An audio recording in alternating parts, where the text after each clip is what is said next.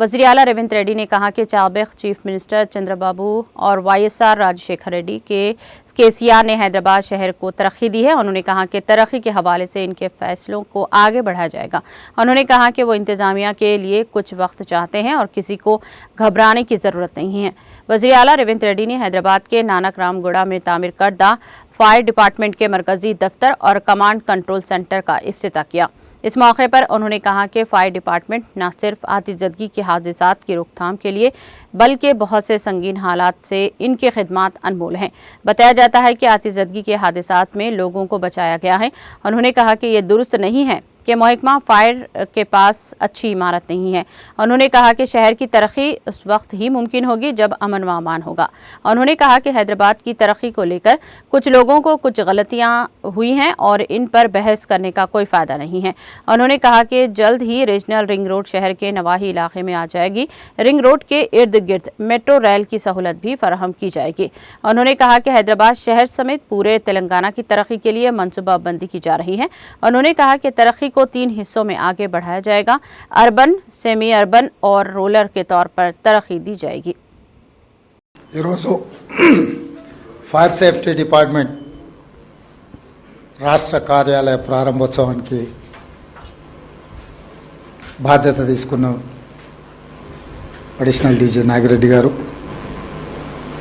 కార్యక్రమంలో పాల్గొన్న home secretary Jitender గారు, సౌమ్య మిశ్రా గారు, అవినాష్ మహాంతి, పోలీస్ శాఖ ఉన్నతాధికారులు, ఫైర్ డిపార్ట్మెంట్ అధికారులు, అదేవిధంగా ఈరోజు ఈ భవన నిర్మాణంలో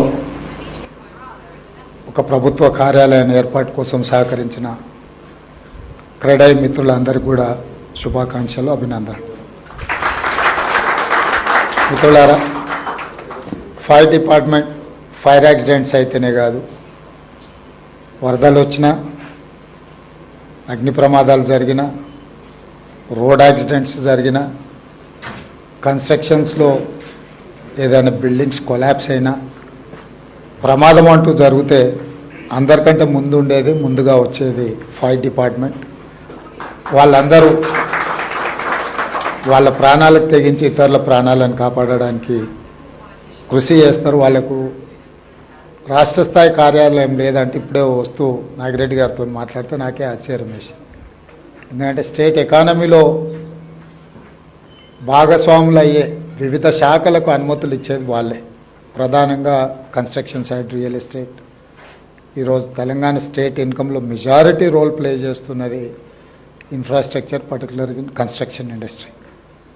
సో ఎత్తైన భవనాలకు 50-60 ఫ్లోర్లకు అనుమతులు ఇచ్చే వాళ్ళకి సొంతంగా భవనం లేదంటే అది ప్రభుత్వానికి కూడా అంత మంచిది కాదు. ఎస్, తప్పకుండా మీరు అందరు ముందుకొచ్చి భవన నిర్మాణానికి సహకరించిండ్రు. నేను కూడా శాఖ అధికారులకు సూచన చేస్తున్నా. హైదరాబాద్ నగరం అనేది ఇండియాలో ఉండే 5 మెట్రోపాలిటన్ నగరాలలో ఒక ప్రముఖమైన నగరం. మనం ఈరోజు మిగతా మెట్రోపాలిటన్ నగరాలతో కాదు, ప్రపంచంతోనే పోటీ పడే స్థాయికి ఈరోజు హైదరాబాద్ నగరం రీచ్ అయింది. దానికి ప్రభుత్వం ఏర్పాటు చేసిన ఇన్ఫ్రాస్ట్రక్చరే కాదు, కార్పొరేట్ కంపెనీస్గా లేకపోతే నిర్మాణ రంగంలో మీరందరూ రాణించడం వల్లనే ఈ హైదరాబాద్కి గుర్తింపు వచ్చింది.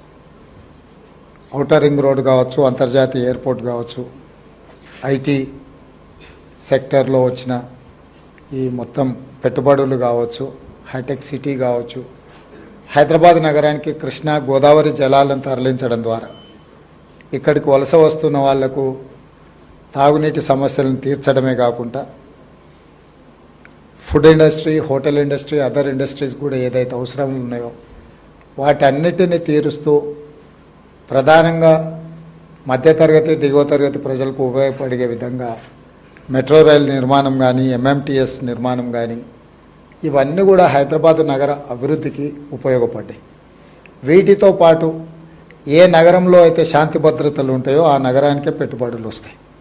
ఈ హైదరాబాద్ నగరంలో ఒకప్పటి వాతావరణం నుంచి బయటకు తీసుకొచ్చి మత కలహాల నుంచి శాంతి భద్రతల సమస్యను పరిష్కరించుకుంటూ ఆనాటి ప్రభుత్వాలు ఒక విధానాన్ని నెలకొల్పినాయి. కాబట్టి ఈరోజు ఈ స్థాయిలో మన నగరం పోటీ పడుతుంది. తప్పకుండా అది చంద్రబాబు నాయుడు గారు కావచ్చు, రాజశేఖర రెడ్డి గారు కావచ్చు, చంద్రశేఖరరావు గారు కావచ్చు. గత 30 సంవత్సరాలు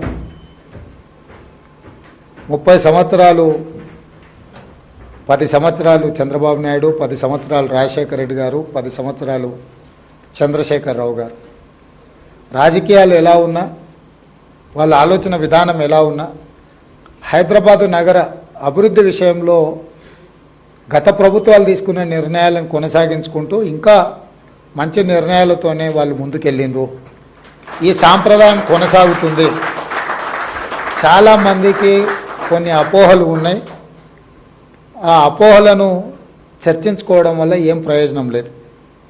గత 30 సంవత్సరాలలో ఈ నగరం ఎంత వేగంగా అభివృద్ధి చెందిందో, ఈ నగరం వేగంగా అభివృద్ధి చెందడానికి గత ముఖ్యమంత్రులు ఏ ప్రయత్నం చేసిండ్రో, వాళ్ళ ముగ్గురి అనుభవాల నుంచి పాఠాలు నేర్చుకొని కొత్తగా నూతనంగా ఇంకా హైదరాబాద్ నగరాన్ని అభివృద్ధి పదం వైపు వేగంగా నడిపించడానికే మా ప్రభుత్వం ప్రయత్నం చేస్తుంది. ఇన్నర్ రింగ్ రోడ్ వేసినప్పుడు అసలు రింగ్ రోడ్ అనే విధానము, ఫ్లైఓవర్లు కట్టినప్పుడు ఫ్లైఓవర్ల విధానం కాంగ్రెస్ పార్టీని ఆ రోజు ముందుకు తీసుకొచ్చింది. ఔటర్ రింగ్ రోడ్ కూడా ఆ రోజు చంద్రబాబు నాయుడు గారు ప్రతిపాదించారు. కంప్లీట్ ఔటర్ రింగ్ రోడ్ లేకుంటే పార్షియల్లీ బైపాస్ రోడ్ లాంటిది ఎయిర్పోర్ట్కి ఈ ప్రాంతం నుంచి ఉండాలి, గచ్చిబౌలి ఈ ప్రాంతం నుంచి అన్న ఆలోచన చేస్తే, తర్వాత రాజశేఖర రెడ్డి గారు ముఖ్యమంత్రి అయిన తర్వాత కంప్లీట్గా హైదరాబాద్ నగరానికి ఒక మణిహారంగా ఉండాలి అని చెప్పి ఔటర్ రింగ్ రోడ్డును కానీ అంతర్జాతీయ ఎయిర్పోర్ట్ను అంతకుముందు ప్రభుత్వం తీసుకున్న నిర్ణయాలను కొనసాగించి అంతకంటే ఇంకా ఉన్నతంగా అభివృద్ధి చేయడం జరిగింది.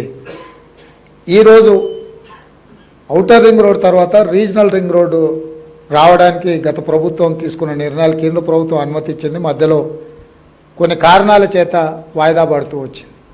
నేను ముఖ్యమంత్రిగా బాధ్యత చేపట్టిన తర్వాత మా మంత్రివర్యులు కోమటిరెడ్డి వెంకటరెడ్డి గారు, మేమందరం నితిన్ గడ్కరీ గారితో చర్చించి మాట్లాడి ఇమ్మీడియట్గా రీజనల్ రింగ్ రోడ్కు సంబంధించిన అన్ని పెండింగ్ సమస్యలను పరిష్కరించాలని కేంద్ర ప్రభుత్వాన్ని సంప్రదించి ఆ సమస్యలన్నిటినీ దాదాపుగా పరిష్కరించినాం. 354 కిలోమీటర్స్లో దాదాపుగా 50% రోడ్డుకు సంబంధించిన నిధులు, ల్యాండ్ ఎక్విజిషన్ పూర్తయింది. మిగతా సగభాగం కూడా in principle they have agreed to sanction that remaining part. So భవిష్యత్తులో ఏవైతే రీజనల్ రింగ్ రోడ్డు విషయంలో ఏమైనా అపోహలు ఉన్నా వాటన్నిటిని తొలగించండి. తొందరలోనే తెలంగాణలో రీజనల్ రింగ్ రోడ్ కూడా రావడం జరుగుతుంది. దాంతోపాటు కంప్లీట్ రింగ్ రోడ్ మొత్తము రైల్ వసతి కూడా కల్పించాలి రవాణా కోసం అని చెప్పి ఆలోచన చేస్తుంది. ఇదే కాకుండా మనకు పోర్టులు లేవు కాబట్టి డ్రై పోర్ట్ విధానం కూడా తీసుకురావాలనేది మా విధానం. ఇప్పటి వరకు హైదరాబాద్ నగరానికే మాస్టర్ ప్లాన్ తయారు చేస్తూ వచ్చిన గత ప్రభుత్వాలు. ఇప్పుడు మేము ఆలోచన చేస్తున్నాం, హైదరాబాద్ నగరానికే పరిమితం చేయదలుచుకోలేదు. తెలంగాణ మొత్తం ఒక నగరం లాంటిది. Almost more than 40% is urban area. So మన తెలంగాణ హైదరాబాద్కి ఎక్కడి నుంచి అయినా 2 గంటలలో 90% ఆఫ్ ద ఏరియాస్ మనం 2 గంటలలో రీచ్ అయిపోవచ్చు. ఎయిర్పోర్ట్ నుంచి అయితే హార్డ్లీ 1.5 అవర్లో maximum district headquarters reach అవ్వచ్చు, other than Khammam and Adilabad. So అందుకోసమనే వేగంగా అభివృద్ధి చెందాలి అని అంటే మొత్తం తెలంగాణకి మెగా మాస్టర్ ప్లాన్ ఉండాలనేది మా ప్రభుత్వ విధానము. 2050 మెగా మాస్టర్ ప్లాన్ తెలంగాణకు ఆలోచన చేస్తున్నాము. Up to outer ring road వరకు ఉన్న inside of Hyderabad is urban Telangana. Outer ring road to regional ring road వరకు ఉండే ఆ మధ్యలో ఉండే ప్రాంతం peri urban Telangana. Regional ring road to Telangana borders వరకు రూరల్ తెలంగాణ. ఈ సెక్టర్స్ని విడగొట్టి అర్బన్ తెలంగాణకి ఏం ఇన్ఫ్రాస్ట్రక్చర్ ఉండాలి, గవర్నమెంట్ ఏం చేయాలా, మీలాంటి వ్యాపారస్తులు ఏం చేయాలా అనేది ఒక కాంప్రహెన్సివ్ ప్లాన్ చేస్తున్నాం. రీజనల్ రింగ్ రోడ్ నుంచి ఔటర్ రింగ్ రోడ్ నుంచి రీజనల్ రింగ్ రోడ్ వరకు కొన్ని క్లస్టర్స్ చేసి ఆ క్లస్టర్స్ని అన్నిటిని కూడా సిటీల కింద డెవలప్ చేయాలని, కౌంటీస్ కింద. అంటే ఇప్పుడు మీకు చైనా పోయినప్పుడు ఇన్ఫ్రాస్ట్రక్చర్కి సంబంధించిన ఒక్కొక్క దగ్గర ఒక్కొక్క పెద్ద పెద్ద గాంజావు పోయినా ఇతర ప్రాంతాలు పోయినప్పుడు మీకు ఏం కావాలన్న ప్రపంచంలో ఉండే ప్రతి వస్తువు అక్కడ దొరుకుతుంది. అది ఫర్నిచర్ కావచ్చు, అదర్ ఇన్ఫ్రాస్ట్రక్చర్ మెటీరియల్ కావచ్చు, ఏది కావాలన్నా. సో చైనాలో వాళ్ళు చేయగలిగినప్పుడు తెలంగాణలో మనం ఎందుకు చేయలేము? చాలా ప్రాంతాలకు హైదరాబాదు నగరం అనువైన ప్రాంతము, ఏం కొనాలన్నా ఏం తీసుకెళ్లాలన్నా. అందుకోసమని regional ring road, Hyderabad outer ring road మధ్యలో ఒక 10 to 15 శాటిలైట్ టౌన్షిప్స్ డెవలప్ చేయాలి. పెద్ద ఎత్తున ఇన్ఫ్రాస్ట్రక్చర్ రంగాన్ని ప్రోత్సహించాలనేది మా ప్రభుత్వం యొక్క విధానము. అదేవిధంగా ఫార్మాసిటీ తరలిపోయిందనో, ఫార్మాసిటీ కట్టట్లేదనో కొంతమంది పని కట్టుకొని ఆలోచన చేస్తారు. నేను ఈరోజు మీతోని నేను చర్చించదలుచుకున్నా, చెప్పదలుచుకున్నా. అంతర్జాతీయ ఎయిర్పోర్ట్కు కూతవేటు దూరంలో బల్క్ డ్రగ్ ఫార్మా, అది రెడ్ జోన్. అంటే బల్క్ డ్రగ్స్ అక్కడ పెడితే గ్రౌండ్ వాటర్ ఎయిర్ పొల్యూషన్తోని నగరం యొక్క మనుగడనే ప్రమాదంలో పడే అవకాశం ఉంది. అంతర్జాతీయ ఎయిర్పోర్ట్ పక్కన, నెవార్క్ ఎయిర్పోర్ట్ పక్కన అట్లాంటి 1-2 కంపెనీలు ఉంటేనే వాళ్ళు అది అక్కడి నుంచి ఎక్కడికో షిఫ్ట్ చేయాల్సిన పరిస్థితి వచ్చింది, అమెరికా లాంటి నగరంలోనే. సో అందుకే అక్కడ ఉన్న 25,000 ఎకరాలను ఒక నూతన నగరంగా నిర్మించాలి. అందులో యూనివర్సిటీస్ని డిజైన్ చేయాలా, హెల్త్ సైడు హెల్త్ టూరిజంని డెవలప్ చేయాలా, అదేవిధంగా electric cars, electric batteries related, అదేవిధంగా స్పోర్ట్స్ విలేజ్, అదేవిధంగా IT and pharma non polluted ఇండస్ట్రీస్ని అన్నిటిని కూడా అక్కడ డిజైన్ చేయడం ద్వారా ఎయిర్పోర్ట్ నుంచి కూడా ఇప్పుడు మెట్రో రైల్ని ఏదైతే డిజైన్ చేసినామో గతంలో ఇక్కడ నుంచి ఔటర్ రింగ్ రోడ్ నుంచి మెట్రో డిజైన్ చేశారు. ఈ ప్రాంతంలో ఉన్న వాళ్ళు ఎవరైనా మెట్రోలో పోయే వాళ్ళు ఎంతమంది బంజారా హిల్స్, జూబ్లీ హిల్స్ ఈ ప్రాంతంలో ఉండేవాళ్ళు 5 నిమిషాలలో ఔటర్ రింగ్ రోడ్ ఎక్కుతాం, ఆ తర్వాత 20 నిమిషాలలో ఎయిర్పోర్ట్కి చేరుకుంటాం. మెట్రో కంటే వేగంగా మనం కార్లలో వెళ్ళగలిగిన వాళ్ళం. మనం వారానికి 3 సార్లు ప్రయాణం చేస్తాం, కారు అక్కడనే వదిలేస్తాం, డ్రైవర్ కూడా మనతో రాడు. కానీ నిజంగా జనాలకు ఉపయోగపడేది మెట్రో. ఎక్కడైనా అంతర్జాతీయంగా ఈ మాస్ ట్రాన్స్పోర్టేషన్ అనేది చాలామంది ప్రయాణం చేయడానికి థిక్ హై డెన్సిటీ పాపులేషన్ ఉన్న ఏరియాల నిర్మాణం జరిగేది. అందుకే మేము ప్రజా ప్రయోజనం కోసము ఈరోజు నాగోల్ వరకు మెట్రో ఉంది. నాగోల్ నుంచి ఎల్బీ నగర్, ఎల్బీ నగర్ నుంచి ఓవైసీ హాస్పిటల్, ఓవైసీ హాస్పిటల్ నుంచి చాంద్రాయణగుట్ట, చాంద్రాయణగుట్ట నుంచి P7 రోడ్ నుంచి ఎయిర్పోర్ట్కి ఇచ్చినాం ఫస్ట్ కనెక్షన్. ఎల్బీ నగర్ నుంచి హయత్ నగర్ వరకు మెట్రో కనెక్షన్ ఇచ్చినాం. అదేవిధంగా ఈరోజు మియాపూర్ వరకు మెట్రో ఉంటే అక్కడి నుంచి ఇప్పుడు BHL ఆ నుంచి రామచంద్రాపురం వరకు, చందానగర్ నుంచి రామచంద్రాపురం వరకు మెట్రో ఎక్స్టెన్షన్ ఇస్తున్నాం. ఈరోజు రాయదుర్గంలో ఉన్న మెట్రోను ఈ గచ్చిబౌలి జంక్షన్ నుంచి అమెరికన్ కౌన్సిలేట్ వరకు ఈ ఎక్స్టెన్షన్ ప్రపోజల్ ఇచ్చినాం. అంటే ఈరోజు మేం చేస్తున్న ఆలోచన నిజంగా ప్రజలకు అత్యధికంగా ఉపయోగపడే విధంగా ఉండాలన్న ఆలోచన. మెట్రో ఉంటుంది, మెట్రో రద్దు కాలే. ఫార్మా ఉంటుంది, మీరు సిటీలు ప్లాన్ చేసినాం, మేము ఫార్మా విలేజ్లు ప్లాన్ చేసినాం. 2,000 నుంచి 3,000 ఎకరాలలో ఒక 15 క్లస్టర్సు. మనకు హైదరాబాద్కి 14 రోడ్లు ఉన్నాయి. నేషనల్ హైవేస్ అనుకోండి, స్టేట్ హైవేస్ అనుకో, అంటే హైదరాబాద్ బెంగళూరు కావచ్చు, హైదరాబాద్ విజయవాడ కావచ్చు, హైదరాబాద్ నాగార్జున సాగర్ కావచ్చు, హైదరాబాద్ ముంబై కావచ్చు, నాగ్పూర్ కావచ్చు, గుల్బర్గా కావచ్చు. ఇట్లా ఈ రోడ్లల్లో ఎయిర్పోర్ట్ నుంచి 1 అవర్ లోపల రీచ్ అయ్యే ఏరియాల ఫార్మా విలేజ్లు 2,000 ఎకర్స్ నుంచి 3,000 ఎకర్స్ ఏరియాస్ని అన్నిటిని కూడా డివైడ్ చేసి ఒక 10-15 ఫార్మా విలేజ్లు డిజైన్ చేసి ఒక 10 కంపెనీలను 15 కంపెనీలను ఒక్కొక్క ఏరియాలో పెడితే అక్కడ పొల్యూషన్ కానీ అక్కడ లివింగ్ స్టాండర్డ్స్లో ఉత్తగా ఇండస్ట్రీస్ పెట్టి వెళ్ళిపోకుండా అక్కడ ఉండేవాళ్ళు ఒక గేటెడ్ కమ్యూనిటీ లాగా అక్కడనే ఉండాలి. అక్కడనే స్కూల్స్ ఉండాలి, అక్కడనే హాస్పిటల్స్ ఉండాలి, అక్కడనే షాపింగ్ మాల్స్ ఉండాలి, అక్కడనే వాళ్ళు జాబ్ చేసుకునే ప్రాంతము ఉండాలి. అట్లా ఇవ్వాలన్నది మా ఆలోచన. దాంతో ఏమవుతుంది అని అంటే లిమిటెడ్ ఇన్వెస్టర్స్ అక్కడ ఉంటే ప్రతిదీ వాళ్ళకి బాధ్యత అప్పచెప్పొచ్చు. రేపు మంచి జరిగినా చెడు జరిగినా ఏది జరిగినా ఇవ్వచ్చు. ఒక ప్రాంతంలో 25,000 ఎకరాలలో ఒక పొల్యూటెడ్ ఇండస్ట్రీని తీసుకొచ్చి పెడితే అది నగరాన్ని మొత్తం కబలించేస్తుంది. చాలామందికి తెలిసిన ప్రాంతంలో ఒకవేళ అనుభవం ఉంటే సిరీస్ ఫ్యాక్టరీ అని ఉండేది. దాని సైజ్ ఎంత 30 ఎకరాలు. కానీ 30 ఊర్లను అతలాకుతలం చేసి ఆ ఫ్యాక్టరీ ఎత్తేసినాక 10 ఏళ్ళకు కూడా అక్కడ బోర్ వేస్తే ఆ నీళ్లతో వంట వండుకుంటే పసుపు బియ్యం మనము సారబెట్టుకుంటే పచ్చ బియ్యం వండుకున్నట్టు ఆ నీళ్ళతో వంట వండితే అట్లుండేది. సో కాబట్టి అపోహలకు లోను కాకండి. మా ప్రభుత్వానికి స్పష్టత ఉంది, స్పష్టమైన విధానాలు. మాకు అర్థం కాకపోతే మీలాంటి అర్థమైన వాళ్ళని పిలిచి కూర్చోబెట్టుకొని మాట్లాడతాము. మేమే మేధావులమని ఇంట్లో కూర్చొని మేము అనుకోము. నేను రాజకీయంగానే నాకు అవగాహన ఉంది, రాజకీయంగా నాకు అవగాహన ఉంది, అది నా వృత్తి. కన్స్ట్రక్షన్ మీ వృత్తి, మీకు అవగాహన ఉంది. కన్స్ట్రక్షన్స్లో ఏమన్నా చేయాలి అని అంటే నేను మిమ్మల్ని అడుగుతా, ఏం చేస్తే బాగుంటుంది రాష్ట్రానికి అని. పరిపాలన చేయాలి అంటే అధికారులను అడుగుతాం. ఇంకేదైనా నిర్ణయాలు తీసుకోదలుచుకుంటే మహేందర్ రెడ్డి గారు లాంటి సీనియర్ నాయకులను, పరిపాలన అనుభవం ఉండి 40 సంవత్సరాలు హైదరాబాద్ రంగారెడ్డి ప్రాంతంలో ప్రతి ప్రాంతం పట్ల అవగాహన ఉంది. ఏ ప్రాంతంలో ఏది పెడితే ఏ ప్రజలకు ప్రయోజనం ఉంటుందో వారి లాంటి అనుభవజ్ఞుల నుంచి సలహాలు తీసుకుంటాం. మా అంతలో మేమే కూర్చొని అపర మేధావులమని ఆలోచన చేసుకొని అవి రుద్దితే మేడిగడ్డలాగా అయింది.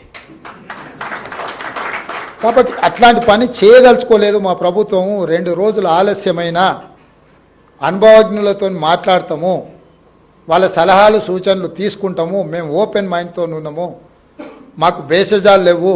ఎవరిదైనా సలహా వింటే మనం చిన్నోళ్ళం అవుతామని అనుకోము. ఎవరైనా సలహా ఇస్తే, అనుభవజ్ఞుడు సలహా ఇస్తే అది ఉపయోగపడితే, అది రాష్ట్రానికి ఉపయోగపడితే అది మాకు ప్రయోజనం, రాష్ట్రానికి ప్రయోజనం. రాజకీయంగా మాకు ప్రయోజనం, ఆర్థికంగా రాష్ట్రానికి ప్రయోజనం ఉంటుంది. కాబట్టి ఒక క్రమ పద్ధతిలో గతంలో సృష్టించిన సమస్యల్ని పరిష్కరించుకుంటూ భవిష్యత్తుకు ప్రణాళికలు వేసుకుంటూ ఆ ప్రణాళికలో భాగంగా స్టేక్ హోల్డర్స్ అందరితోని మాట్లాడే విధానాన్ని మా ప్రభుత్వం తీసుకుంటుంది. మీకు అనిపించవచ్చు కొంత గందరగోళం, కొంత ఆలస్యం అవుతుందనో. ముఖ్యమంత్రి గారు వచ్చారు, ఎంఏయుడి ఆయన దగ్గర ఉంది, ముఖ్యమంత్రి ఆయన దగ్గర ఉంది, మా అనుమతులు ఏమి వస్తలేవు, ఎక్కడొక్కడ ఆగిపోయినట్టున్నాయి, ఇన్వెస్ట్మెంట్ చేసినాం, ఇంట్రెస్ట్లు వచ్చి నెత్తి మీద పడుతున్నాయి. ఇట్లా మీ ఆలోచన మీదే, నేనేం మీ ఆలోచనని తప్పుపట్టట్లేదు. మీ ఆందోళన కూడా నేను అర్థం చేసుకోగలను. కానీ పరిపాలన ఏందో అర్థం చేసుకోవడానికి నాకు కొంత సమయం కావాలి. నేను కూడా అట్లనే సంతకాలు పెట్టేదాన్ని పెడతాంటే బాలకృష్ణతో పాటు మనం కూడా ఉంటాం. అందుకోసమని నేను ఏం చేస్తున్నానో నాకు అవగాహన ఉండాలని నేను ఎక్కువ నమ్ముతా. చేసేసిన తర్వాత ఇదేందని నేను ఆలోచన చేయను. చేయకంటే ముందు 100 సార్లు ఆలోచన చేస్తా. ఆలోచన చేసినాక నిర్ణయం తీసుకున్నాక ఇంకెవరేం చెప్పినా కూడా నా నిర్ణయం ప్రకారం ముందుకెళ్తా. నిర్ణయం తీసేసుకున్న తర్వాత ఆలోచన చేస్తే అది నా విధానానికి విరుద్ధము. అందుకే హైదరాబాద్ నగరాన్ని ప్రపంచంతో పోటీ పడే నగరంగా తీర్చిదిద్దుదాము. మీకు ఏమున్నా ఏదైనా నా దగ్గరికి రావచ్చు, చెప్పొచ్చు. పర్సనల్ ఎజెండా లేకుండా స్టేట్ ఇంట్రెస్ట్లో వస్తే 100% అక్రాస్ ద టేబుల్ ఆ ఇష్యూస్ని రిజాల్వ్ చేస్తా. పర్సనల్గా కూడా ఏదైనా ఉంటే అది చట్టపరిధికి లోబడి ఉంటే పర్సనల్గా కూడా ఎవరికైనా పలకడానికి నాకు ఎలాంటి అభ్యంతరం లేదు. చట్టాన్ని ఉల్లంఘించి పర్సనల్గా ఎవరికైనా ఉపయోగపడాలంటే అది నా దగ్గర కుదరదు. ఇప్పటికే మీకు అవగాహన వచ్చి ఉండొచ్చు. నేను నియమిస్తున్న అధికారులను కానీ, నేను తీసుకుంటున్న నిర్ణయాలను కానీ, ఇంతవరకు నేను అధికారులు ఎవరికైతే అవకాశం వచ్చిందో ఎవ్వరూ నన్ను కలవలేదు, నన్ను అడగలేదు. అంత ధైర్యం ఎవరు చేయలేదు. నేనే కష్టపడే అధికారులు, రాష్ట్ర నిర్మాణంలో ఉపయోగపడే అధికారులు, ట్రాన్స్పరెంట్గా పరిపాలన అందిస్తారు, డీవియేట్ వయలేట్ చేయకుండా చట్టాన్ని అమలు చేస్తారు అనుకున్న వాళ్ళందరికీ నాకున్న అవగాహన మేరకు, అంటే అందరికి అవకాశం వచ్చిందంటే రాకపోవచ్చు. ఒక పోస్ట్ ఉంటే 10 మంది ఈక్వల్లీ క్వాలిఫికేషన్ ఉన్న వాళ్ళు ఉంటే ఎవరికో ఒకరికే ఇవ్వగలుగుతాను నేను. కాబట్టి భవిష్యత్తులో కూడా అవకాశాలు ఉంటాయి. క్రడాయి కూడా నేను చెప్పేది ఒకటి, ఈ నగరం మనది. ప్రపంచంలో ఏ నగరానికైనా గుర్తింపు ఏంటంటే బిల్డర్స్ కట్టిన ల్యాండ్ మార్క్సే. నీకు న్యూయార్క్లో పోతే స్టాచ్యూ ఆఫ్ లిబర్టీ అంటారు, హైదరాబాద్కి పోతే చార్మినార్ అంటారు, ఢిల్లీకి పోతే ఇండియా గేట్. ఇవన్నీ ఎవరో ఒక బిల్డర్స్ కట్టినట్టువే కదా. సో ప్రపంచంలో ఏదైనా ల్యాండ్ మార్క్ డెవలప్మెంట్ అనేది మీలాంటి బిల్డర్స్ నిర్మించిన నిర్మాణాలే. ఈ హైదరాబాద్ నగరాన్ని కూడా అద్భుతంగా తీర్చిదిద్దుకుందాము. మీ ఇండస్ట్రీకి అవుట్ అండ్ అవుట్ సపోర్ట్ చేస్తాను. నాకు రియల్ ఎస్టేట్ పట్ల సంపూర్ణమైన అవగాహన ఉన్నది. నాకు రాజకీయంతో పాటు ఇంకొక ఫీల్డ్లో ఏమైనా కొంత అవగాహన ఉందంటే అది real estate and construction. So నాకు అవగాహన లేదని అనుకోకండి. నిర్ణయాలు చేసే ముందు ఆచితూచి కొంచెం దీర్ఘకాలికంగా ఉపయోగపడే నిర్ణయం తీసుకోవాలనే విధానంలో ముందుకు వెళ్తున్నాం. తొందరలో మీకు కావాల్సిన పనులు మీరు ఏమైనా చెప్పదలుచుకున్నా డెఫినెట్గా మా పేషీ అధికారులు అందుబాటులో ఉంటారు. నేను అప్పుడు అమాసకో పుణ్యానికో కనిపించటోని కాదు, ప్రతిరోజు కనిపిస్తా, ప్రతిరోజు కలుస్తా. కాబట్టి మీ అందరికీ, మా అధికారులకు కూడా ముఖ్యంగా నాగిరెడ్డిని నేను అభినందిస్తున్నా. కనీసం ఇనిషియేట్ చేసి మిమ్మల్ని అందరినీ కోఆర్డినేట్ చేసి వాళ్ళకంటూ గుర్తింపు ఉండే ఒక భవనాన్ని నిర్మించుకున్నాను. అట్లీస్ట్ ఫైర్ డిపార్ట్మెంట్ ఏడుందంటే ఇప్పుడు ఒక అడ్రస్ దొరికింది. సో ఎవరికైనా ఒక అంటే ఏమంటారు, ఒక అడ్రస్ ఉండాలి, అత్తపత్త క్యా అంటారు కదా. అట్లా భవిష్యత్తులో కూడా ఆ డిపార్ట్మెంట్కి నా సూచన, ఏదైనా ఇంకా ఏమైనా మీరు చేయగలిగిందంటే మీరు చేయండి. నాకు తెలిసి ఆ డిపార్ట్మెంట్ శాంక్షన్ పోస్ట్ 3000 అనుకుంటా. మొన్న 491 భర్తీ చేసిన అయినా 2000కే చేరినట్టుండ్రు. ఇంకా 1000 ఖాళీలను కూడా తొందరలోనే మా ప్రభుత్వం నియమిస్తుంది. మీకు కావాల్సిన విధంగా. అదేవిధంగా డిపార్ట్మెంట్లో కొంతమంది అధికారుల కింద ముందు వస్తూ నాగిరెడ్డి గారు చెప్పిండ్రు, పోలీస్ డిపార్ట్మెంట్లో ఏదైనా యాక్సిడెంట్ అయ్యి ఏదైనా ప్రమాదవశాత్తు ఎవరైనా చనిపోతే వాళ్ళకి ఇచ్చే ఇన్సూరెన్సు, ఇతర వసతులు మా ఫైర్ డిపార్ట్మెంట్ కూడా ఇవ్వాలని చెప్పిండు. అదేం పెద్ద కోరిక కాదు, అది మా బాధ్యత. తప్పకుండా పోలీస్ డిపార్ట్మెంట్లో ఉండే వాళ్ళకు ఏవైతే ఫెసిలిటీస్ ఉన్నాయో 100% ఫైర్ సేఫ్టీ డిపార్ట్మెంట్ కూడా ఇవ్వడానికి మా ప్రభుత్వం నిర్ణయం తీసుకుంటామని తెలియజేస్తూ మీ అందరి దగ్గర సెలవు తీసుకుంటాం. Thank you so much, sir.